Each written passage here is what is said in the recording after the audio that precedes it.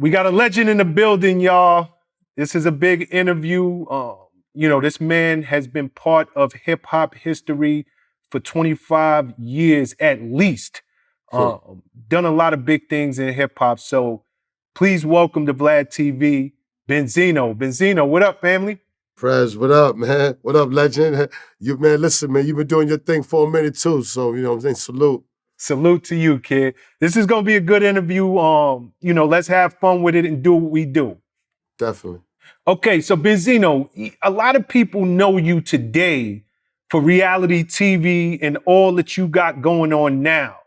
But for the youngins, they might not know, like, you have been part of hip hop history for years. Some of the most iconic moments in hip hop you've been a part of. So I want to go back to the Source days.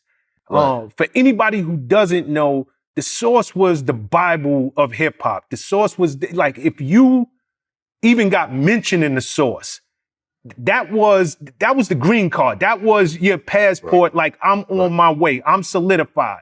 How did you even get involved in the Source? How did you become a partner? Because was it as muscle or was it business? You came with the money? So it started just really as a friendship. And, I met Dave Mays. I was in Boston, doing my street shit. But I had a group called the Almighty RICO. And, I was heavy into hip hop. My father was from New York, so I'd be shipped to New York like every summer, every holidays to stay with my grandfather in the Bronx. He stayed on Cedar Avenue. That's like a couple of blocks from Sedgwick, where hip hop was, where they said hip hop was born. So shout out to Kool Herc. When I met Dave, it just was like, we was at another college radio station. He came to interview us. He was going to Harvard. And it was just like a friendship. He had a radio station at Harvard going on, like a radio show. There was because we didn't have like radio in Boston. We had to go to college radio to listen to hip hop. The radio stations in Boston wasn't playing hip hop. And we only had an AM station that was playing black music anyways. And the station went down at 6 o'clock. When the sun went down, the station was over.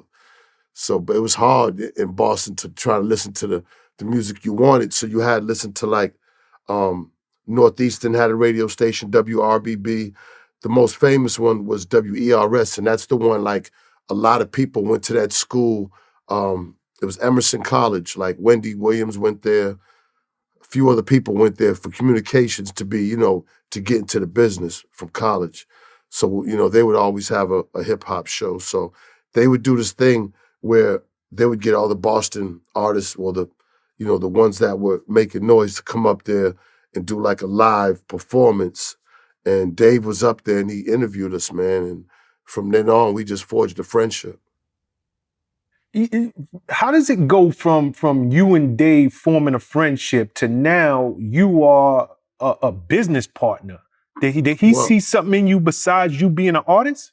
Well, I was, in Boston. I had a reputation. You know what I'm saying? I came from Four Corners, under the likes of like Derek Corcho and a lot of, big names up there. I was dealing with the Shower Posse. You know what I'm saying? I was a young guy really getting it in, even, doing stuff with YBI out in Detroit. I was really in the streets, and I was dealing with a lot of different organizations. I guess you call them back then, but these was just, friends. And I ended up coming up on a lot of these guys was much older than me, and I just ended up coming up under them. My dad had a name for himself, in the Italian mafia up there, doing dealings, and he was doing Fed time. So I had a reputation. You know what I'm saying? I was doing my thing in Boston, and when me and Dave linked up, like I said, I had a group called the RSO because I loved hip hop. Like I said, I got into it in the Bronx at a real young age with my uncle Eddie, and I really loved hip hop. So as much as I was in the streets and as much as I had my name through my pops and my name, like, what I'm saying, I was into hip hop. And of course, this when crack hit, you know what I'm saying? So, heroin, crack, weed. You know, I'm out there getting money, and you know, gangs came to Boston early. Like we was one of the first East Coast city to really like wear colors and you know what I'm saying.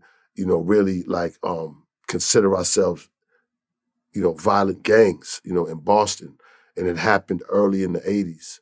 And so you know, like I said, I had a reputation. You know, ran with a lot of you know a lot of guys that were, you know what I'm saying, you know, real active. And um, I guess when I met Dave and it was it necessarily wasn't because of muscle or the streets, it's just that we really kind of enjoyed each other's company. Like I would leave Roxbury and Dorchester and go to Cambridge and just go chill with him at his dorm and smoke weed because it was just like, it was just a cooler vibe over there, you know, so crazy, you know, where we was from and shit. I just enjoy being over there just to kind of like, you know, just like it to be a part of something different. And when Dave moved away, you know, Dave started the magazine with his 3 other college guys. They was all going to Ivy League schools. His roommate, which I really didn't care too much for, you know what I'm saying? John Schechter, uh, uh, James Bernard, and H. Edward Young. These was the original 4 that, you know, it was Dave's idea. Dave, it was a 1-page newsletter from the radio station. Then he got with those guys. They made it in like a booklet. It was still in black and white at the time. I remember I had to go do a couple of months in jail. And Dave, I had an apartment in Mattapan. It's like on the Dorchester line, Mattapan. And instead of Dave going back home to D.C. where he was from on the summers, which he would do all the time, he stayed at my apartment. That's where they was like boxing up the magazines and shit. And you know, it was just a friendship. Like I didn't see no money from the source for years and years. Like I necessarily wasn't like a partner, you know what I'm saying, when the source first came out, but I was Dave's man. And I think Dave felt like I was the closest thing to like hip hop that he would actually hang around. I mean, his roommate was trying to rap, and John's manager was Brett Ratner, the one that did the movies back then. They had a rap group called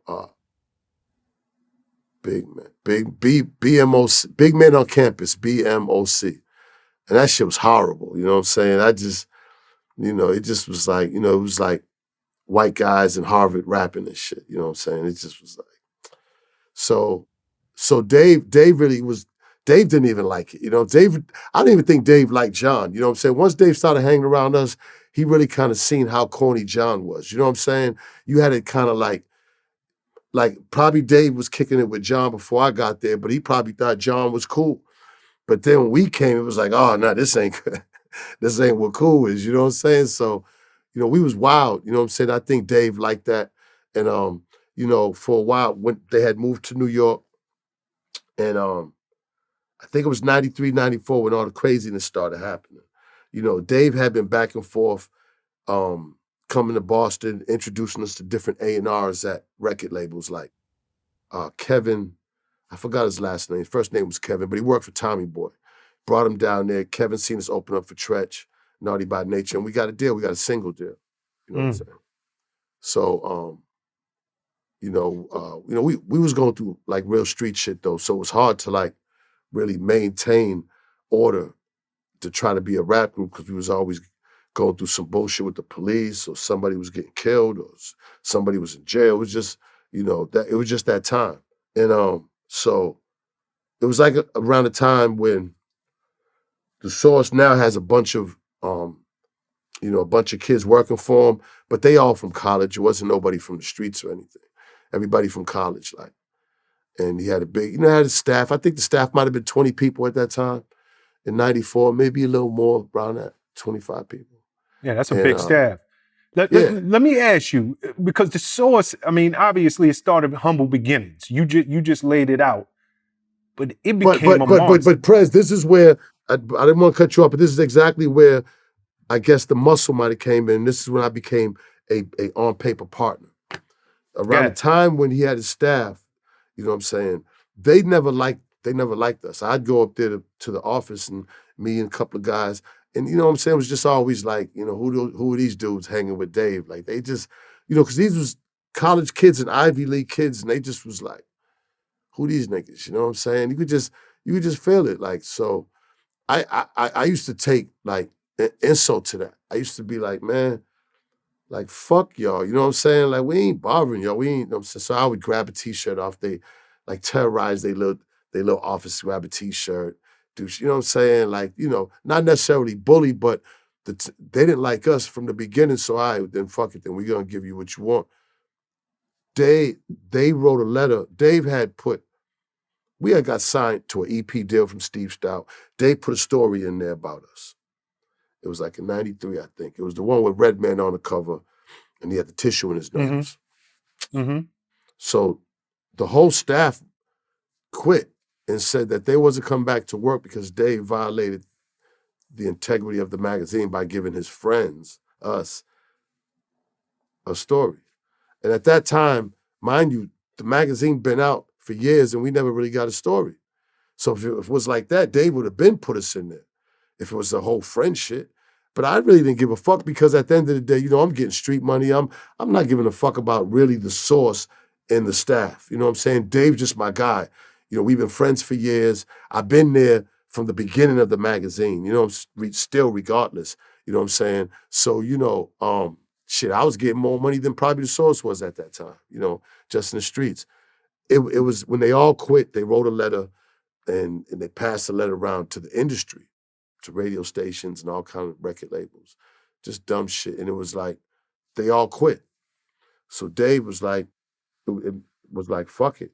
He fired all of them and changed the locks. And that's, you know, one of them, Dave had gone to a little pusher match with one of them. So I drove from Boston to New York, make sure my man was straight. And then that's what he told me. This is the truest shit. We in the office, and like the whole office, there's nobody in there. It was just Ron Horton. You know, Ron was my man Eddie's guy from the Bronx that was kind of like security and shit, but he was like at the front desk. So you know, Ron was a weightlifter. So it was just us three, and he was like, yo, he's like, listen, I'm just gonna buy out the other guys now. He said, yo, you wanna be my partner? And he said, I said, I don't know, you know, I'm not, you know, I don't know about magazines. Like, nah, man, shit, you wanna be my partner? You wanna be my partner? You know what I'm saying? 50-50. I was like, yeah, let's go. And it wasn't necessarily like, I'm be honest, look, I never even signed anything. I don't think I did. You know what I'm saying? I don't know. I don't remember, to be honest. But it was just a partnership that me and Dave had for like 20-something years, almost 27 years. You know what I'm saying? And, you know, that's how I became, you know, part of the source. That's crazy. I never heard this story before. That's the story. That's the exact story. And you see, I'm not claiming to start the source. I'm not claiming because, you know, me and Dave ain't spoken a minute.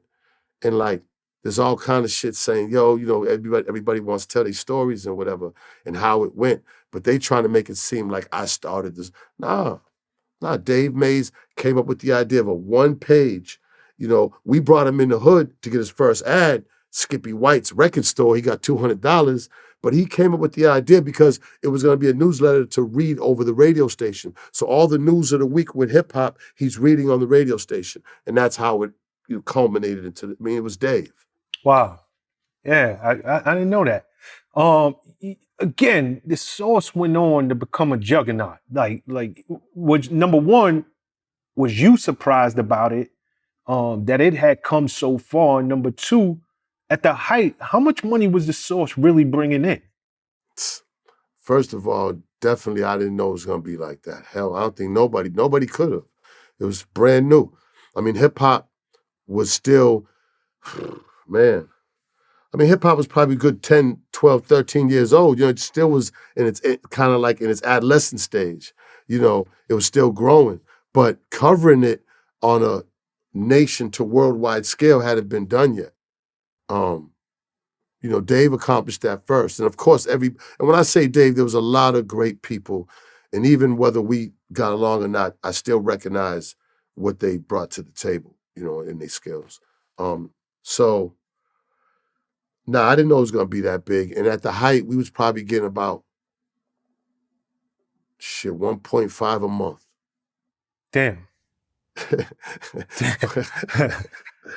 Man, boy, it's yeah, there was a time, man, that's what I'm saying. Yeah, that's what I'm saying. Like at one point, you know, I probably, as far as in the industry, I probably was definitely, because all that Forbes shit wasn't back then. But I think I was number one, you know what I'm saying, at one point. Because, you know, between the Source and I had Rock the Party and I had the record deals and, you know, I was still doing my little 1-2, you know what I mean?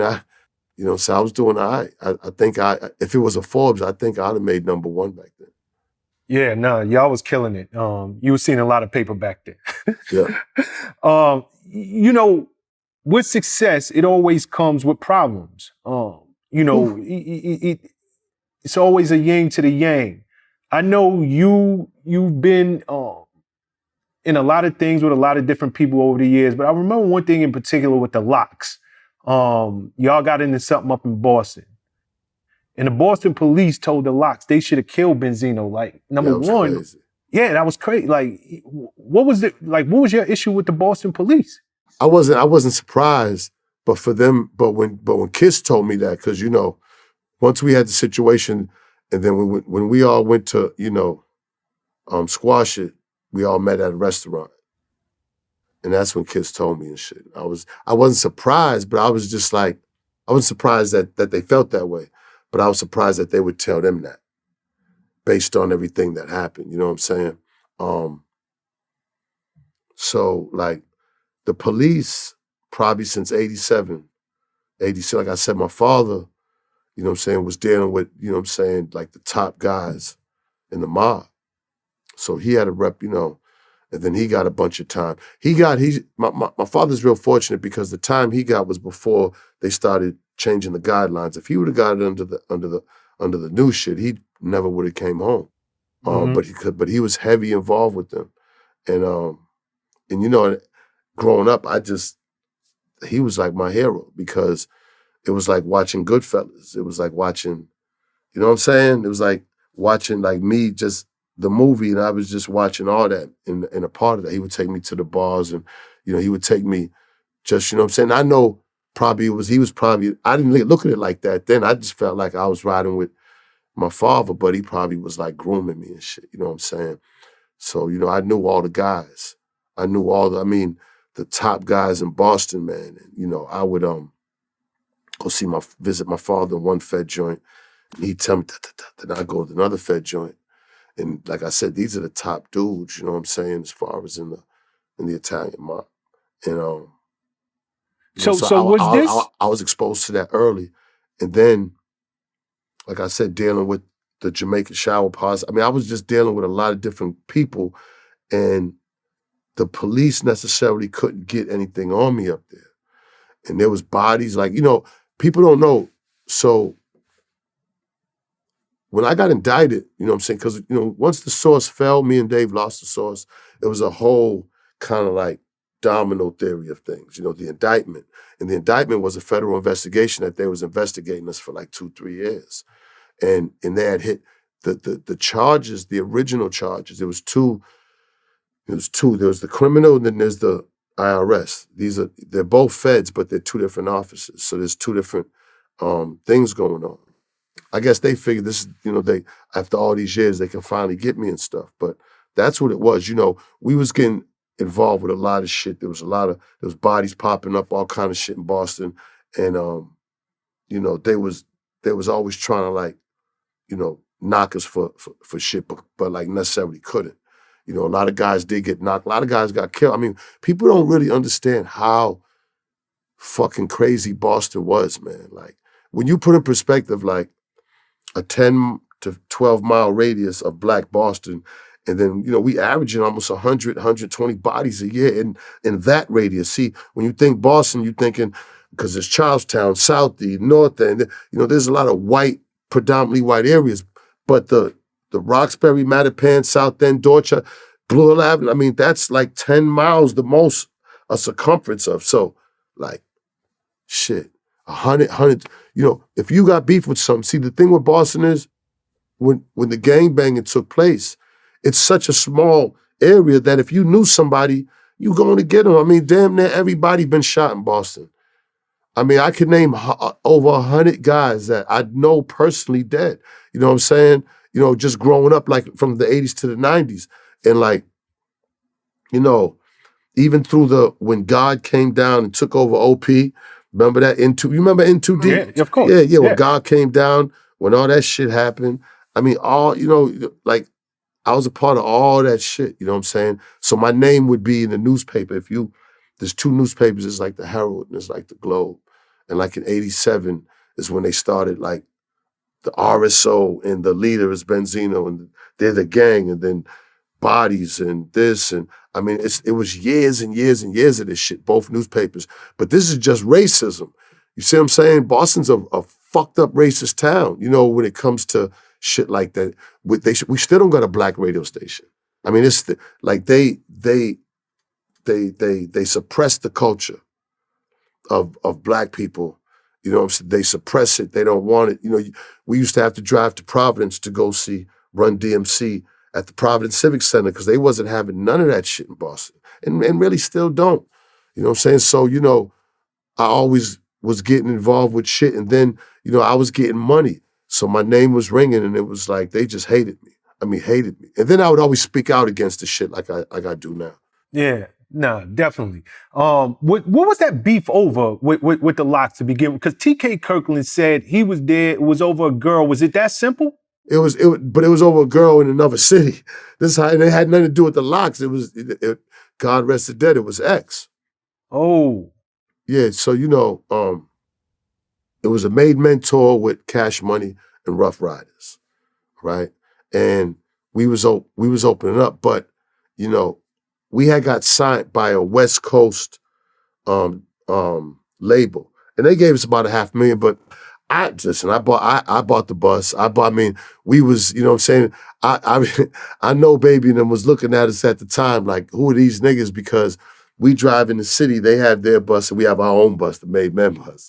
And we pull in this Made Men shit all over the place, and you see Cash Money, you see Rough Rider shit, but it's like Made Men's everywhere. So I had a guy that was on the Def Jam promotional bus that would go out before the tour in all the cities, you know, like right before we get there to plaster up everything. And my guy would go and hire other guys in the city, and we would just go crazy. Like I had dumb stuff like you know, to posters and hats and T-shirts, and my merch game was crazy because I had the money. And you know, I don't think that people mind that. I don't think nobody cared about that. So everything was going good, man. We was killing the tour, and then I remember Jermaine, who was on the bus. Something happened where there was an Ohio show, then it was Boston. In Boston, it was 2 sold-out shows, the Fleet Center. This is the biggest night of our fucking life. Everything that we went through in Boston, every fucked up shit we went through to like make hip-hop pop, and you know what I'm saying? They're letting us perform at the Fleet Center. Oh, this was like the biggest moment of our fucking life. And I know State Troopers, I know the Gang Task Force, I know all of them were like, what the fuck? Like, you know what I'm saying? They probably wasn't trying to have that, but it was a big thing. So we skipped the date before Boston when left Baltimore, came straight home. Instead of stopping, I think in Ohio, somewhere before we got there, right? But Jermaine was on the bus, so he's with them. So we get home, and that's when I get the call, like, yo, about it was like a call about a rape. It was like, yeah, so-and-so rape. I was like, rape? I was like, so I flew Jermaine off because they kicked him off. I flew him in. I said, what happened? And I know Jermaine. Jermaine, he ain't raped nobody. This I know. He was like, look, he said he was on the bus. There was this, there was this girl that was just like, yo, where's X? Where's X? This nigga X. And she's disrespecting X, Jermaine's saying. So Jermaine hollering at the chick, you know what I'm saying, gets her on the bus. He's having sex with her on the bus. A Def Jam promotion guy comes in. He's like, yo, that's X's girl. They start fighting. Jermaine lumps dude up. They kick him off the bus. The chick rides off into the sunset or whatever. So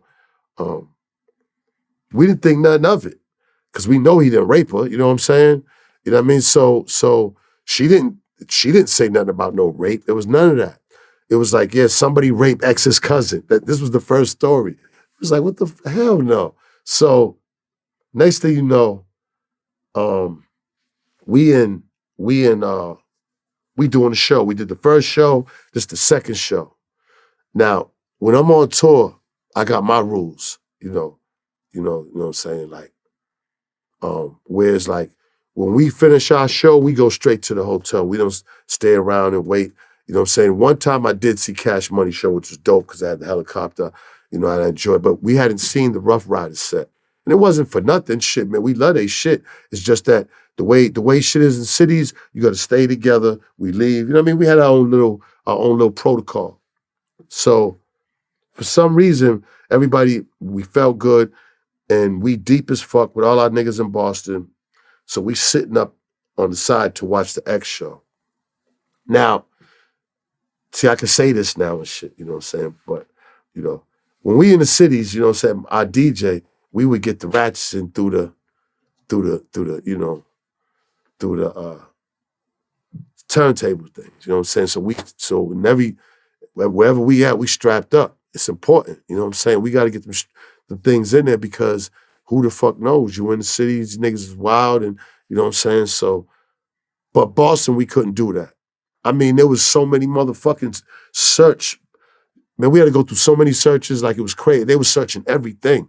I mean, there was a task force search. It looked like a Fed search. I mean, it was crazy. So we couldn't get nothing. I mean, a fucking big pen. We couldn't sneak in that motherfucker.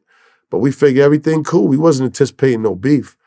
So we sitting watching. Queen Pen comes up. Remember Queen Pen? Absolutely.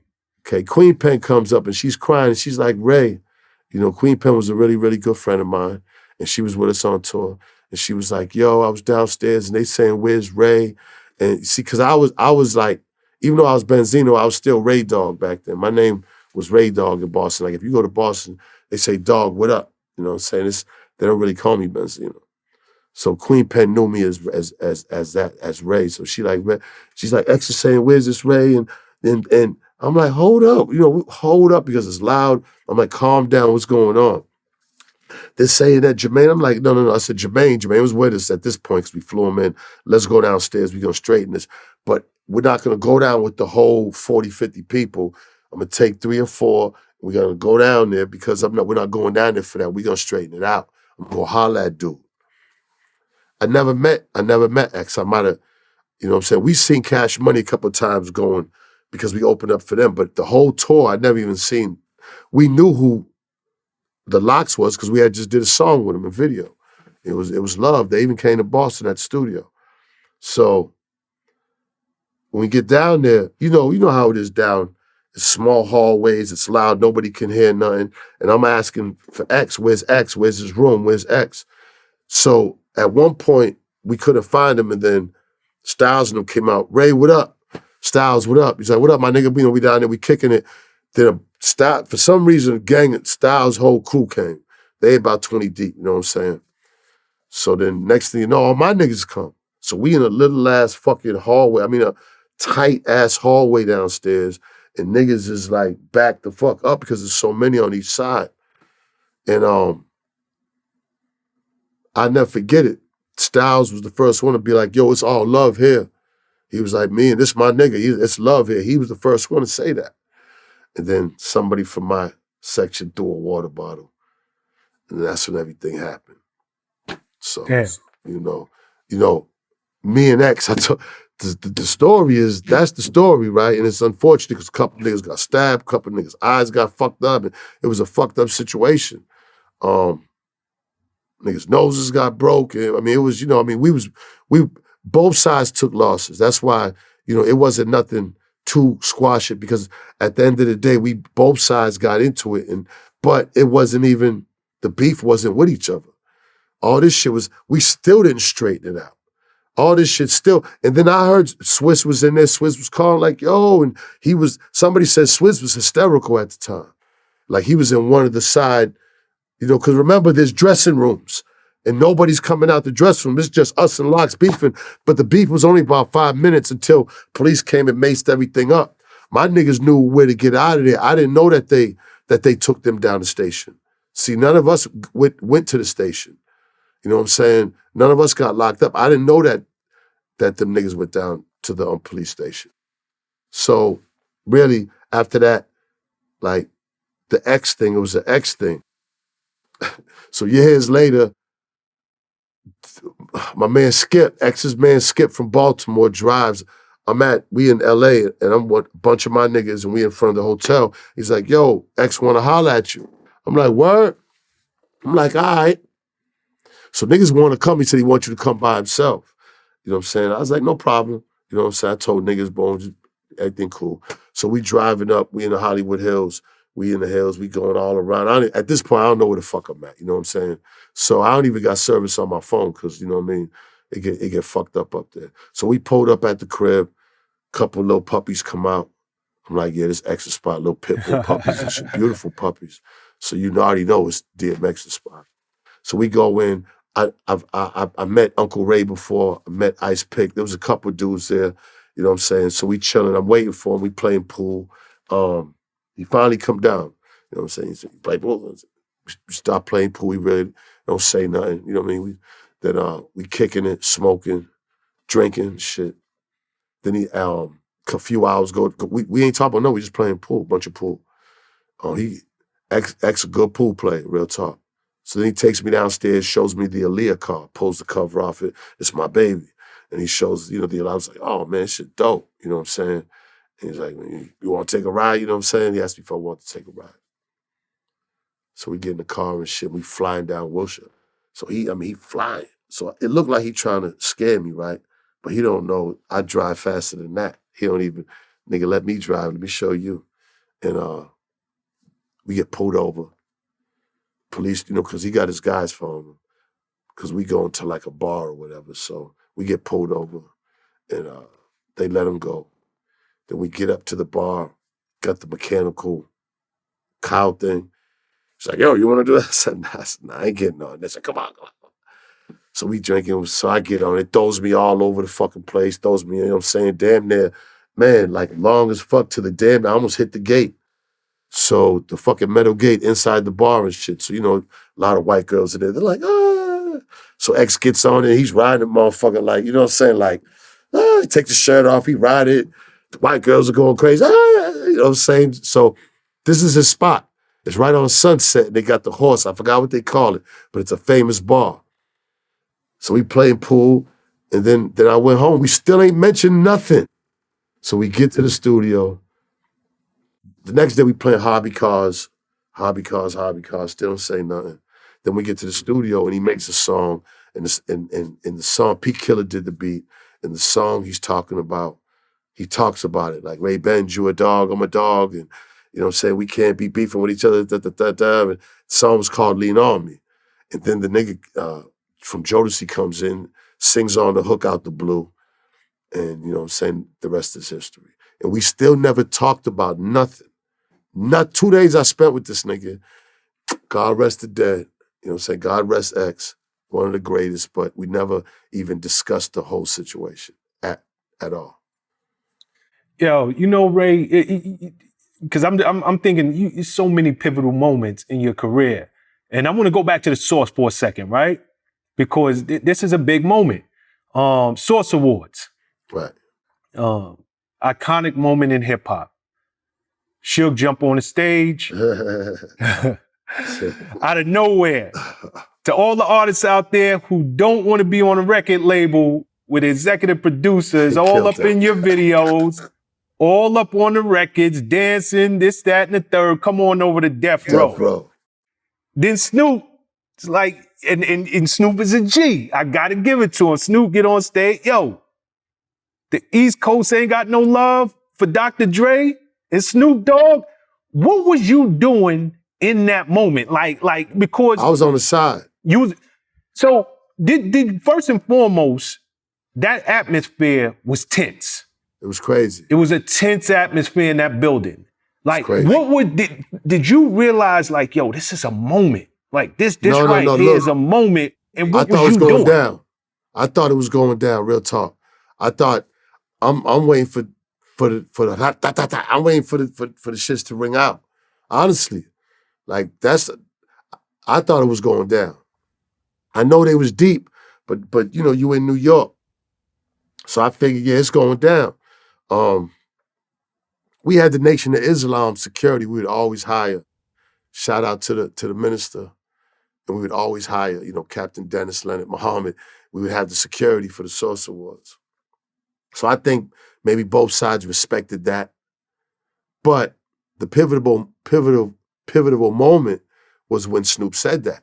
Because after Suge did that, it was like, you know niggas was mad. Diddy and them, everybody mad. Like, everybody's like, but when Snoop came out and was like, yo, we know where we at. Y'all don't got love for us. When he did that, that kind of threw everybody off balance who was upset. Because it was almost like, you know, yeah, you know, you do love the nigga music. Like, it's kind of threw people off balance. And he's saying, you know, we know where we at. You know what I'm saying? Basically saying, look, there really ain't no beef. You know, when you translate what Snoop said, he was just basically saying, look, we ain't got no beef here. We know what it is. Snoop knew what Suge did, but he just couldn't go up there and it was the way he did it. He knew he couldn't go up there and like go against kind of what Suge said, but at the same time, because he said it hard as fuck, but he basically was saying there ain't no beef. West Coast, East Coast, it ain't no beef. Like, nah, absolutely. The East Coast love my music. West Coast love Biggie music. Fuck all that. He said that. That's what I got from it. And that's what diffused the whole situation, to be honest. So shout to Snoop. Yeah, definitely shout to Snoop Dogg. And I remember that night, you know, Snoop really did diffuse, even though he said it in an aggressive way. If you was in that building, it kind of brought like you didn't know where that night was about to go. He brought it all back down. Real shit. Another thing I want to talk about, you know, again, during the Source days, you got your hands on some tapes with Eminem. Oh shit, yeah. And infamous tapes, the old infamous Eminem tapes. You know, you want to speak on that because that became a moment in a defining moment in not just your career, but the source itself, the publication's career. Right. So, right. Number one, how did you get your hand on the tape, if you don't mind speaking on it? But number two, how much did it cost you? Okay, great questions. So, I'm in Puerto Rico, and while the whole beef's going on or whatever, we actually went and did our homework on M. It was like we was like 2020 investigations and shit. You know what I'm saying? We really kind of wanted to see where he was from originally, and to just really do his homework on who Marshall Mathers really is. So we found out where he lived, where he grew up, and then I think I was in Puerto Rico filming this movie, and I was doing something in Puerto Rico. Anyways, I was in Puerto Rico and I got the call from Dave. He was in the office saying that it was 3 white kids that came up there with the tapes. And I was like, what? He was like, yeah, it was the Eminem's like, they call it the racist rap hour tapes. I was like, oh, really? I said, man, I jumped on the next thing smoking. Met with the guys. It was like Maddox and I don't know the other guy's name. I just was like, man, where's the tapes? How much y'all want for it? I didn't even want to have no comments. Dave wanted to hang out with. How much you want for the tapes and where they at? So they had been trying to sell them already to Irv Gotti and them. They wanted 50 bands for them. They had tapes, trying to sell the tapes for over a year. They were just trying to get 50,000. I said, I'll give you 15. So I give you 15, I'll give you half up front, and I'll give you another half. I forgot when I give him the other half or whatever. So he gave us the tape, gave him his money. I think I gave him 10,000. I gave him 10,000, we owed him 5 because he said that they had another. They only brought one, they had another one. I was like, when you get the other one, you get the other 5. But this one had all the shit on it. So, I just felt like, I mean, we all the way, at this point, we all the way in. I mean, we done made mad songs about each other and, Jimmy done pulled advertisement, all kind of shit's going on at this point. So, we was just gearing to put, we came with the idea to shrink wrap the magazine and then put it on it because we felt like, look, let's say that I had no issues with Eminem and the tapes came out. we was the Source magazine. We were supposed to put out the tapes. Even if Benzino wasn't even around. Let's say Benzino was not even around. And then Eminem, and then the tapes come out of him calling black women bitches and whores and, you know what I'm saying, using spook and spare chuck and all that shit, doing a freestyle, right? The Source would have put it out. Prez, would you agree with that? I mean, we was a magazine that we would have put the tape out. So it had nothing to do necessarily with Benzino. It's just that, I mean, it did, but they was already trying to sell the tapes way before I even think me and Eminem beefed. You know, Eminem bounced, got around a bunch of black guys and then, you know, got big and got rich, and then those guys were still left in wherever they was at. So they're pissed off. They trying to sell the tapes or do anything they can to smear his campaign. You know, one of the dudes killed himself, but like, that was gonna happen regardless. People need to understand that. Them tapes was gonna come out one way or the other, regardless of if Benzino was in the picture or not. It's just that the beef was such a big beef that, you know, it was almost like, well, let's make Benzino the scapegoat for everything, which I don't, Prez, listen, we're still talking about this shit. I try to get the fuck away from it. People still want to talk about this shit. Like, you know, that was a time, you know, I felt how I felt. And, you know what I'm saying? You know, time goes on, man. I mean, shit, I'm 50, he's 50. You know what I'm saying? He I'm eventually 56, tried he's 50 or something, so, you know. Yeah, time definitely goes on. And again, these are just moments, man. You know, he tried to sue. Y'all won. A He tried to sue landmark case. Yeah, landmark case. Landmark case. He tried to sue for defamation and copyright infringement. And the court ruled in favor of the Source. But be it as it may, you mentioned Jimmy, and that might have went by some of the people. We talking Jimmy Iovine, big dog. Pulled a lot of the advertisement for Interscope. So that took a big chunk of the revenue out of the Source. So for you looking back, if you had to do it all over again, would you have put them tapes out? Real talk, like I hear that all the time. The tapes would have went out. The Source magazine was music, politics, culture. It was everything that had to do with hip hop. And this was a moment where one of a rapper who was being groomed to be the biggest selling artist of all time has racist tapes. And his guys brought him around. So the tapes was coming out. So it's not necessarily would I put them out again or not, because, see, we all got one life to live, and how our life plays out is how it plays out. It makes no sense to go back, especially that long, and start talking regrets or woulda, shoulda, coulda, you know what I'm saying? Because what happened. It was a time and place. When things happen in your life that are major events and they're years ago, you'd be doing a disservice to yourself to say, yeah, I could have did this and could have did that.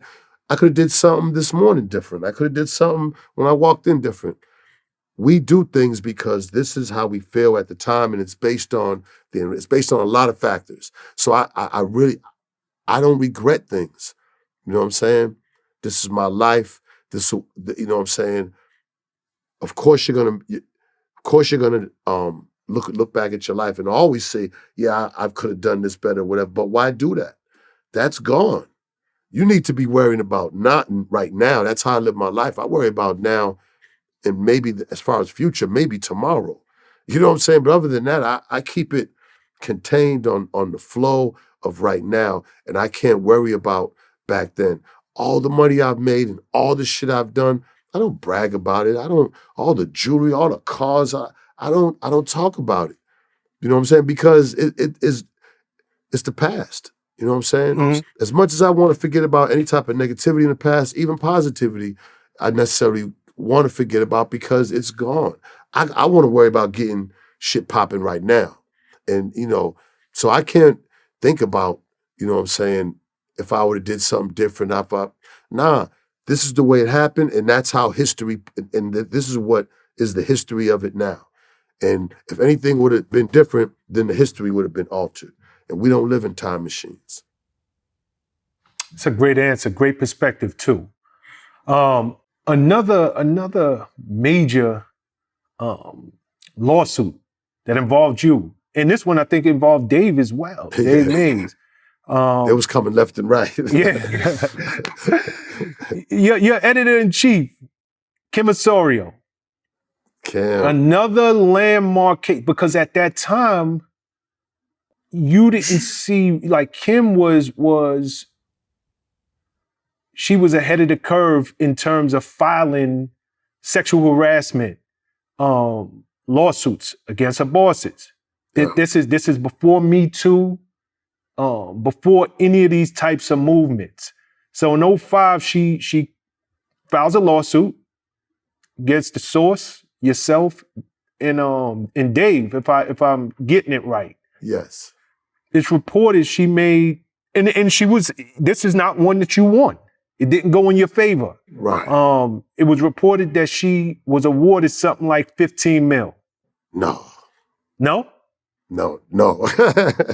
and you know what? Me and Kim are cool now, but she'll tell you. No. Yeah, shout out to Kim Osorio, great friend for many years. Yep. So Kim, I gave Kim to be the first woman editor-in-chief of the Source magazine. The first woman, I did that. Me. The first woman out of all the men who had the top job at the Source, I gave it to Kim. I believed in her. I believed that, because that job was so crazy, man. Like, you know, Dave got a business. There's a business side over here. Me and Dave's the business side. I'm brand management at this point. Like I'm actually in my groove. It was a point where I was really in my groove, but like Source Hip Hop Hits, I brought that to the table. We sold over 5 million domestically. No telling what overseas. The Source Awards, the Source All Access TV with Lisa Ray and Tretch, that show that came on, you know, syndication. These was all my ideas I brought to the Source. So I'm contributing like a motherfucker. The Source Behind Bars cover, my idea. You know what I'm saying? So there's a lot of. I never had an office at the Source. I just go sit on Dave's, blow some, and then we would just talk, and then Dave would tell it. You know, I never got credit for all the shit that I did with the Source, because I just wanted the money back then. I really didn't care about credit. I'd rather have the credit from the streets than Source back then. But, you know, a lot of that shit, Dave would tell people, listen, man, the brains is, and I'd be like, nah, Dave, stop. They'd say, no, it's true, man, stop being like that. You know what I'm saying? You know, I would want Dave to get the Source to get the credit, because he's the Harvard guy, the Jewish guy, and it looks good. You know, it keeps the money going. It keeps people wanting to deal with us.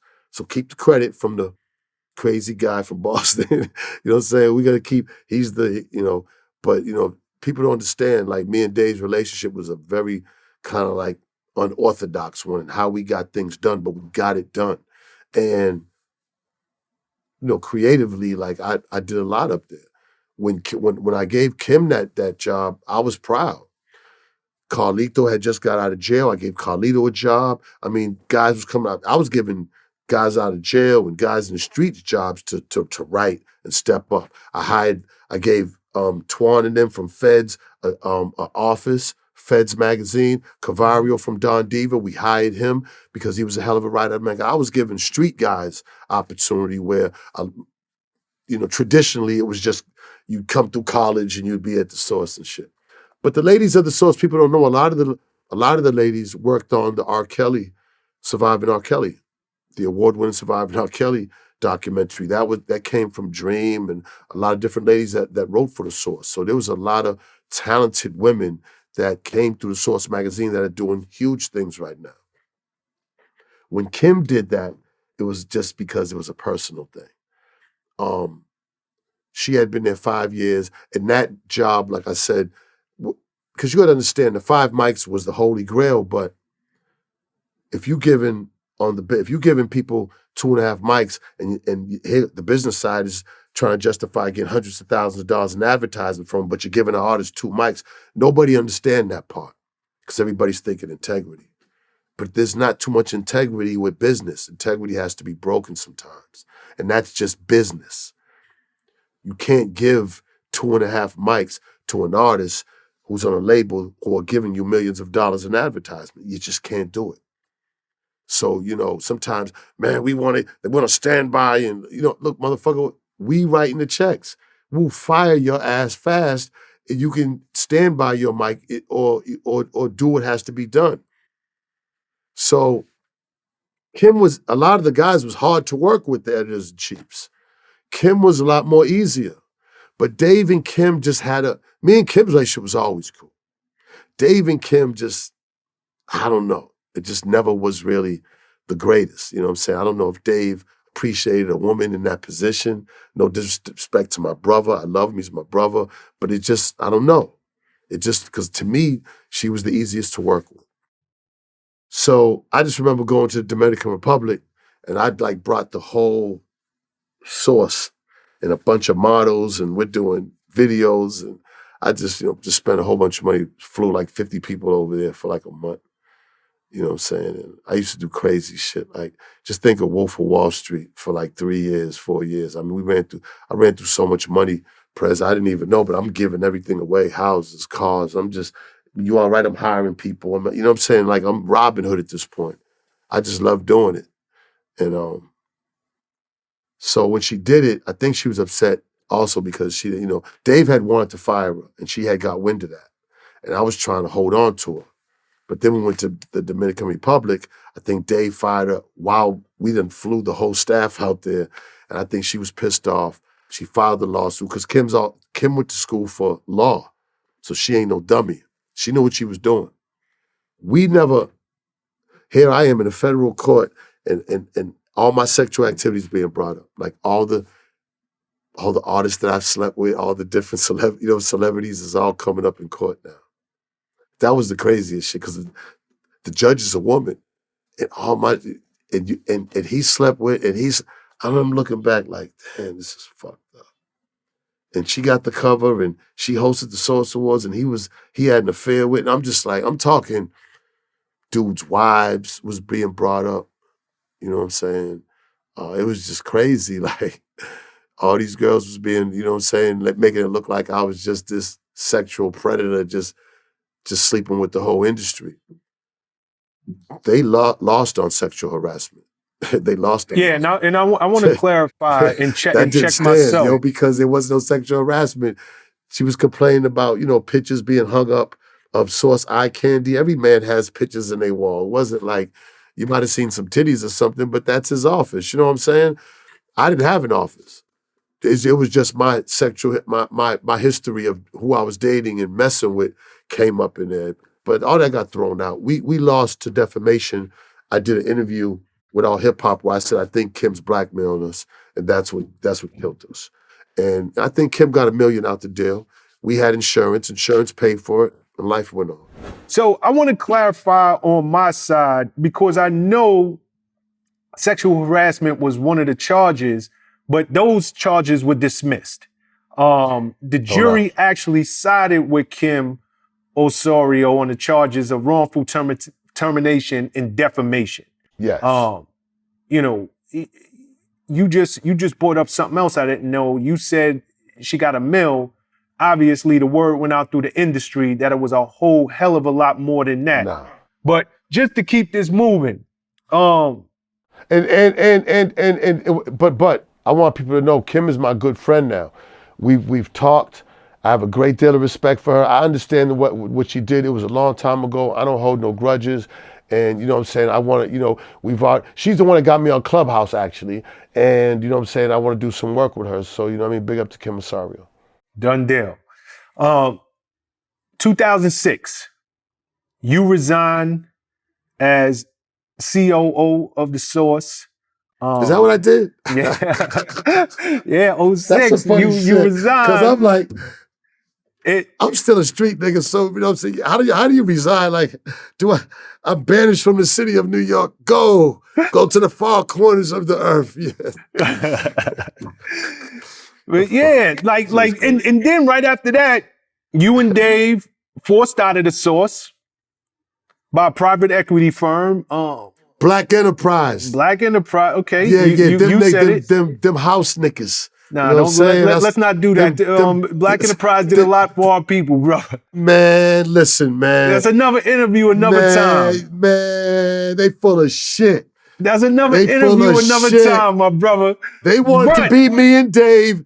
The bottom line was they thought they could take the magazine and run it, but not knowing like it was who me and Dave was. You corny motherfuckers know nothing about hip hop. Y'all will never be able to run the Source, and they fucked the Source up. They fucked it up. If they wanted to just take over the magazine but let me and Dave still run it, then that's one thing. But they wanted to be us. See, they used to come up to the office and they used to wear sandals with no socks. That was a red flag right there, I told Dave. They coming up there with sandals and no fucking socks. I'm like, Dave, these fucking guys are up to something. Like, I never liked them. He used to like, come on, sit down with them. Like, nah, I don't want to fuck with those guys, man. Because it was the guy with the ill fucking, it was his sons. And they all they was Ivy League guys, and they just felt like we could take the magazine, because we know how to run magazines, and if we get that, then we can. Man, they fucked up. Wasted a lot of money and lost. Then they ended up having to give it to Londell, but at the end of the fucking day, everybody who thought they could take the Source and do things with it, they couldn't. It was the magic of me and Dave that ran the Source magazine and made it to what it was. It was my connections with the real streets and street guys, because Dave wasn't gonna be able to kick it with like certain niggas in hip hop because it was just too street. It was too violent. See, if I wasn't involved with the Source, it just would have been XXL, a bunch of corny ass college niggas running the fucking hip hop magazine, and that's facts. You know, you just mentioned that when the Black Enterprise forced y'all out, took it over, they did what they did with it. We turned down $55 million from Bob Johnson, flew to his office, tried to get $80 million, and turned down $55 million. And the only reason that we was fucking with them is because Dave and Steve Stout tried to do Source.com, it crashed, and they had to borrow money from the bank, and it ballooned up to $30 million.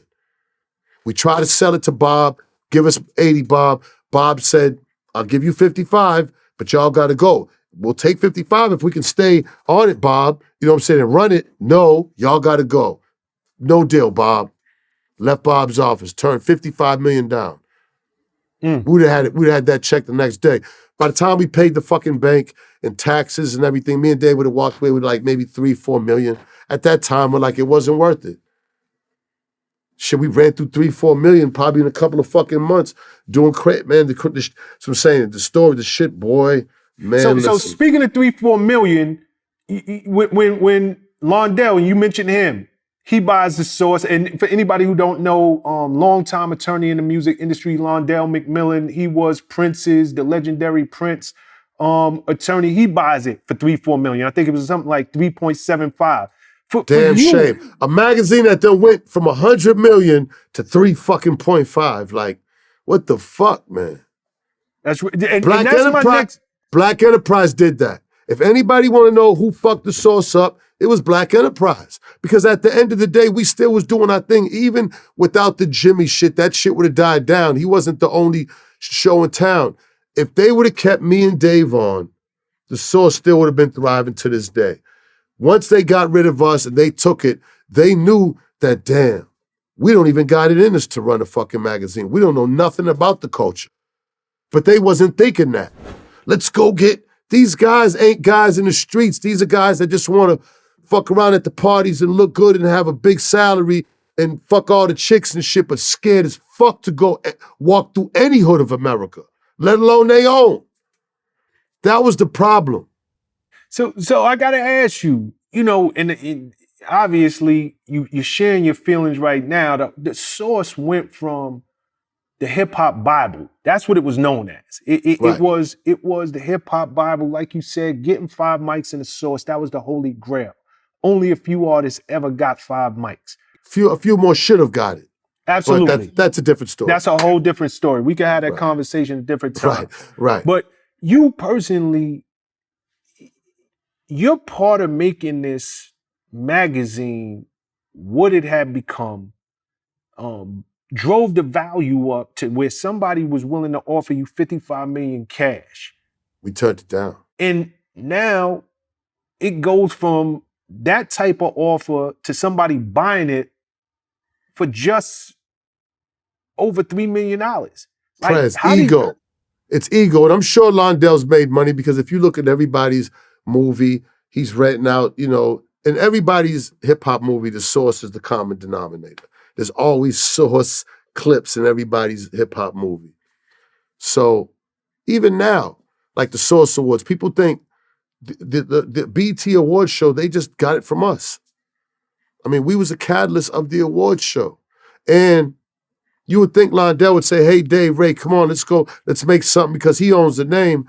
But his ego won't let it happen. Because I don't got no grudge against Londell. Listen, man, me and Londell at one point was cool, but why not bring me and Dave together to get the magic back, to figure out, at least the award show, because it's ego. It was the same thing with them Black Enterprise, and it goes the same thing from back years ago.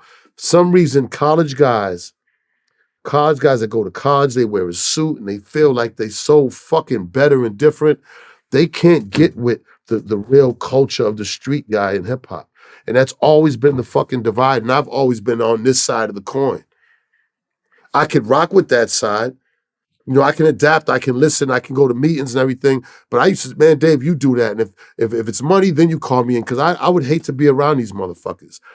Because they just be cool, bro. Everyone's cool because I don't got a suit on, because I'm not, my posture ain't like you, because I don't have the words and articulate like you. That don't mean I'm different. That don't mean I'm any lesser. And I've got to be around these type of guys, and I've seen it. They fuck shit up. A lot more things could happen if they would just welcome that element into their fucking world, as far as business, at least business-wise. So let me ask you something, right? You know, you talking about welcoming that element into this world. You've been straddling the line of both worlds for a long time. And just moving the timeline up in your career, like a couple of years ago, maybe 2017 or something, you was facing 15 years. I mean, I was facing life from when I first got indicted. Shit. From that one right there, that was pretty fucked. I was facing like the RICO statute. You know what I'm saying? What were those charges, number one, and what happened to that case? Well, they interviewed 160 people, spent over $4 million. I mean, they used to follow us. They used to be parked in front of the Park Ave. I'd go and they'd follow all around, just like you see on the movies.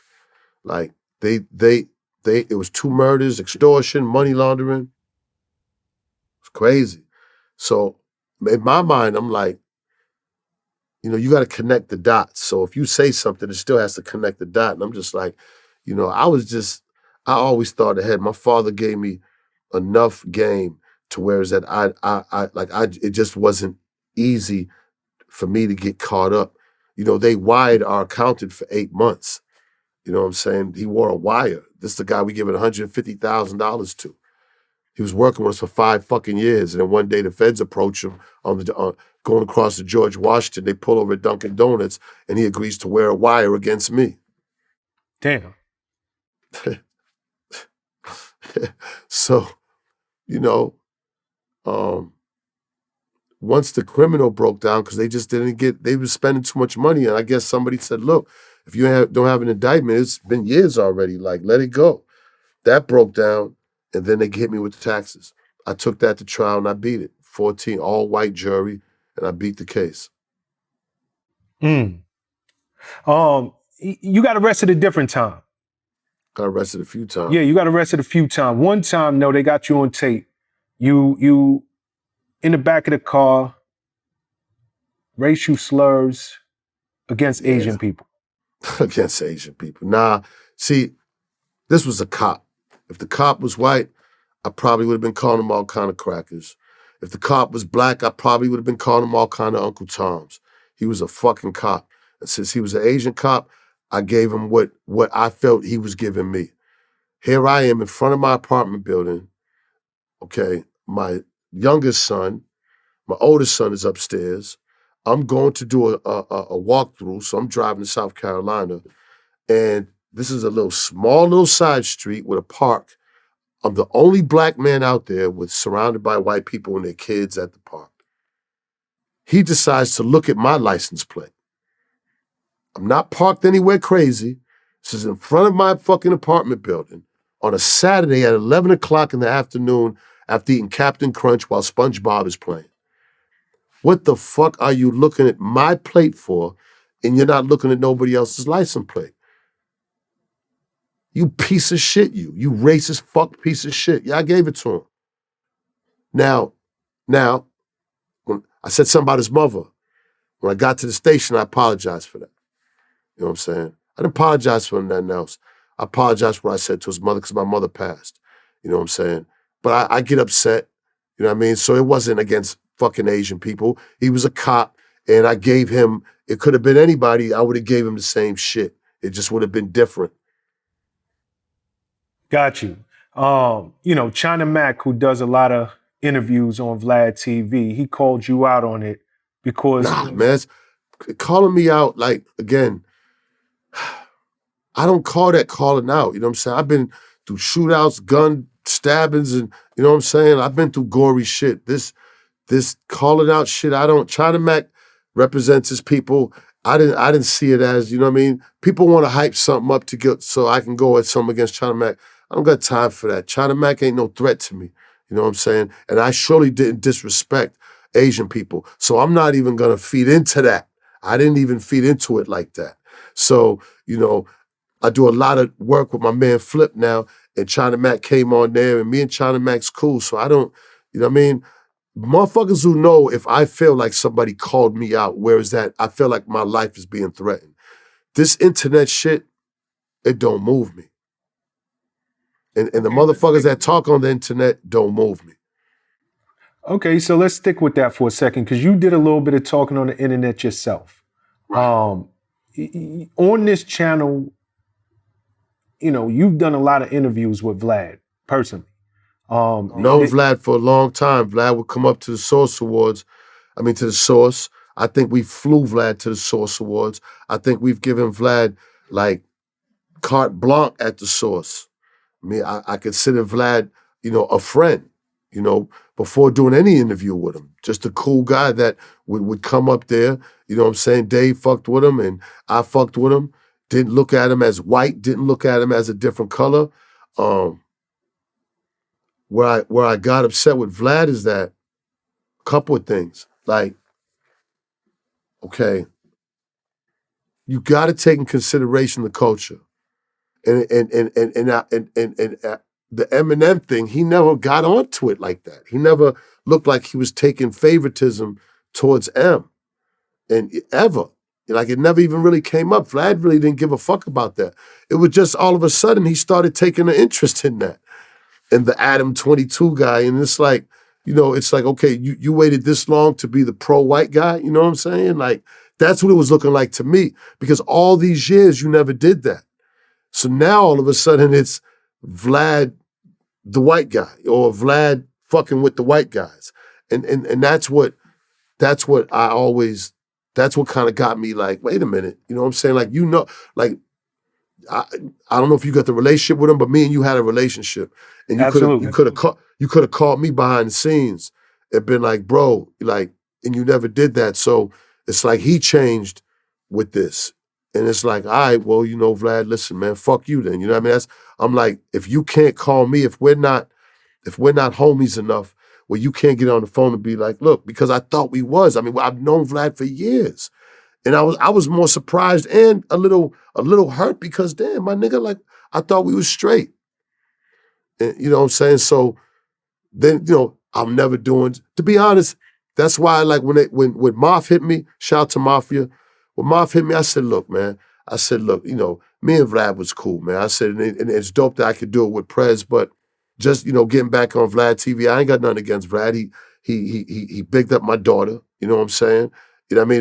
There's no physical problem with Vlad, but he understands the nature of the Eminem situation. I just felt like he could have called me behind the scenes and shit. No, that's real. another chapter Shout out to Vlad. Shout out to Vlad, baby. Salute. Yeah, another chapter in your life, just when you think the Benzino story is coming to a close. After the Love and Hip Hop. Exactly, and the after reality Love and TV, Hip Hop. And the women, the side of Zeno you never knew on TV and crying for his girl and going through all these therapists with women and marriage boot camp and Love and Hip Hop and crazy. Okay, you thought that was over with? And comes CC. There she goes. COI, Coi Leray. Coi Leray. Shout out to Coi, one of the hottest new up-and-coming female rappers in the game right now. On tour right now. Biggest tour out right now. Nice. Let me ask you something, because arguably, Coi as a rapper, not as an executive, not as a businessman, but as a rapper, she's bigger than Benzino ever was as a rapper. Like, how does that make you feel to see your blood? Well, I was number 19 on the chart. She hasn't passed 19 yet. I think she was maybe 26 or 20. She hasn't. You really passed, watching the charts with your baby girl? No More Parties didn't pass Rock the Party. You know what I'm saying? Rock the Party was number 19 on Billboard. No More Parties was 26. So, Dad still got that one. Yeah, Dad still got that right there. But this is what I want to say about the Coi thing. Coi told, first of all, I have a son named Ray Shawn. There's Coi Leray, there's Taj Raymond, then there's Zeno. Ray was born in Boston. Coi was born in Boston. All right? Taj and Coi have the same mother. They were all born into hip-hop. They were all born into me having a studio. They were all born into me heavily involved in hip-hop. That's all they've seen all their life. Their mothers never rapped. Their mothers never sing. Their mothers did them, and I did the hip-hop thing.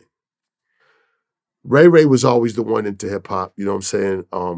I brought him on the Rough Riders. I brought him on stage when we was at Boston, at the Fleet Center. He rapped. We did the song called Shine Like My Sun, where all the fathers came on the Lower East Side. That's where he met Baby Pun. He got a deal on Interscope and then got dropped because of the Eminem thing. People don't know that. Him and Baby Pun had a group.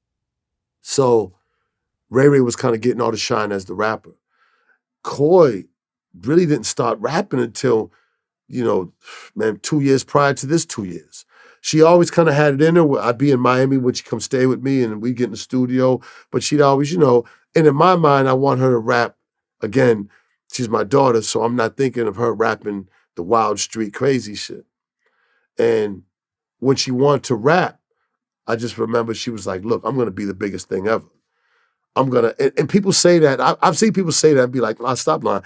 She said that shit. And I just was like, not that I didn't believe her, but Coi just didn't have any, she didn't have too much experience as far as making songs or whatever. And man, one thing I do know that I got is just that I'm just tenacious with it, that I'm not going to let anybody tell me different. And she got that with her. She's not going to let nobody tell her nothing that she can't do. And when she puts her mind to it, and she did it, and it was like, wow.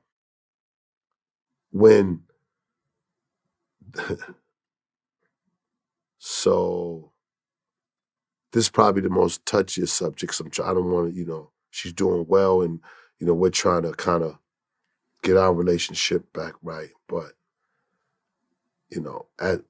when Coi, probably 1 to 14, 15 is my princess, my baby girl. Been tatted on me, my only girl out of my sons. I praised Coi. That was my baby girl. She looks like me. I love her. She's nothing she can't have. Me and her mom broke up when she was 9 years old. And I'm sure that was hard on her. It's hard on any girl. And then, especially seeing me move on and then get on TV with another woman, I know that was hard for her. But our relationship was always really good. Now, when Coi started kind of at 17 and everything is when, She's getting in trouble in school. She's fighting. The mother is like, Coi, I'm sending down there with you. I can't handle her. And she comes with me and like, listen, you're gonna go to school. There's like, there ain't gonna be no weed smoke. You're gonna do your homework. And that's just gonna be that, because I'm trying to be a good father. I don't have a handbook, but this is how you gotta do it. I can't have you, and especially you, because in my mind, you're going to college. Ray Ray's the rapper, but you're gonna go to college. And she went, when I took my fall, I still was sending her mother a couple of bands, regardless. The narrative was kind of painted like, yeah, well, after we left the mansion, nah, shit, I'm still living on the beach in Miami, and she's living with me. Shit, we got a $3,000 a month condo right on the beach. Like, so it's not like we're in a mansion, but we still in some fly shit for a long time. And she was, she's always, whatever she needed, it was there. So, the narrative of I was poor and everything, there wasn't too much where she was super struggling. If it was a lot had to do with moms, not me, because I was sending money to the mother. And I was still getting Taj and Coi on every Christmas, every summer, every holiday. They're still living with me. They're still coming with me wherever I'm at. But there was a point in time where I guess Coi just, you get to that rebellious stage, and she wanted to smoke weed and everything. She just couldn't smoke it around me. And I think that was, I think mom was a little more light, so she wanted to be back in Jersey. But probably always wanted to be around me, but in her mind, like, damn, can't you just be a little more chill and let me do it? I just couldn't, because I felt like I'd be being a bad father. So it's like I'm in a rock and a fucking hard place. When she started doing the music, she just, she got with D'Anthony. D'Anthony, I know her mom from back in Boston, and they're all young. They're both young. He helped Fetty Wap doing some stuff, but he, a good kid, he brought her over to a studio in Jersey, and the rest was history. She got the deal, and it was dope, But there was still, at this point, there's like yeah, like, what I'm saying, I ain't messing with you type of vibe. And it just blew me away, because I don't even understand why. I did everything I could. I was there. But I guess, like I said, watching me on TV with another woman, because when I look back at it, I was like, that probably hit her hard. No, So, it ain't easy. I mean, when everything happened, all the, the stuff she said on the internet, man, it tore a hole in my heart, honestly. Like, that shit fucked me up, because, first of all, I'm not used to getting disrespected by my kids. It just never happened. Like, my son, none of them disrespect me. It was always a great relationship where I'd never, and they respect if I tell them not to do it, you know what I'm saying? So when she said those things, that shit fucked me up, man. I was angered and I was super sad. When I heard the song, it's like, oh man, the song's a hit and people are loving it. But, she said the little thing about me, and it was like, again, another blow, another gut, another, and then it's like I'm looking at the family like, is somebody gonna speak up for me? But they, they're all Coi. And I'm just like, damn. And the narratives paint now that I'm like this, I was this bad father, I wasn't there, and that just wasn't the case. And I didn't want to go back and forth with her, but it's important for me, because I represent my mother. She's not here. Like, I was a good father to my kids, and I don't want anybody to think different. If they do think different, fuck them. But, my internet was flooded with, you're a deadbeat dad, you wasn't there, that shit is like, so, you're dealing still with the Eminem fans. Fuck you, nigger, and now you're dealing with the deadbeat. The internet is crazy. Yeah, But, yeah. But I don't, me, I'd be like, man, tell your mother suck my dick. You know what I'm saying? I get real raunchy on them. You know what I'm saying? Because, sometimes it gets too much for me, and I really get pissed off. I'm human. I lost my Instagram like that, because they come on me saying shit, and I say something back, and then they report me. I've never been on nobody's page talking shit to nobody ever. So, but since the internet been gone, I've been kind of cool with that. You know what I'm saying? It ain't, and I'm glad that you speaking from the heart and really being candid and open about that answer, because it's not easy being a parent. It ain't. And you got a daughter in the public eye. You trying to do what you think is best as a father. Making decisions that you think this is what a responsible father would do. So, I commend you on that. But again, she is in the public eye. She's a rapper. So just as a father, how does it feel, or do you even care? She's dated a couple of high profile guys. One is Trippie Redd. This is my daughter, so I never met no guy around my daughter. Mm-hmm. So I don't even, that shit don't even exist to me. Yeah. Now, unless she calls me and has a problem with somebody, then it exists. Other than that, that shit don't even exist in my mind. I don't even, She's 24, cool. So she's a young adult, you know what I'm saying? But I don't train my mind to think about things that could possibly trigger me in a certain way, you know what I'm saying? So I just, these guys don't exist, you know what I'm saying? So before we close this out, because I know you on a tight schedule, gotta go pick up Benzino from school. Yeah. It made me laugh because Lamar Odom just beat J-Lo's ex, celebrity boxing. Benzino jumped in the ring and called him out. Where did this come from? Are we gonna see, are y'all in negotiation? Right now. What? Right now, man, I went, shout out to Damon Feldman over at Celebrity Boxing, went over there, man, and I commentated a fight with my man Peter Guns. I really did well commentating fights. I love commentating fights, man. I was an analyst, TV analyst. And yeah, man, and I just wasn't impressed, man. I jumped in the ring, grabbed the mic. I said, man, if you the champ, I want a shot. I'm 56. I feel like, I'm in the greatest shape of my life right now. And man, boxing is something I always wanted to do. Probably want to go see if I can go train with Tyson's camp in Vegas or maybe Floyd's Pops. And man, take these 3 months and really take this opportunity as a special event in my life, and and really look at it as a chance to better myself and show people that at 50 and over, it's nowhere near finished for you. You can do anything you want.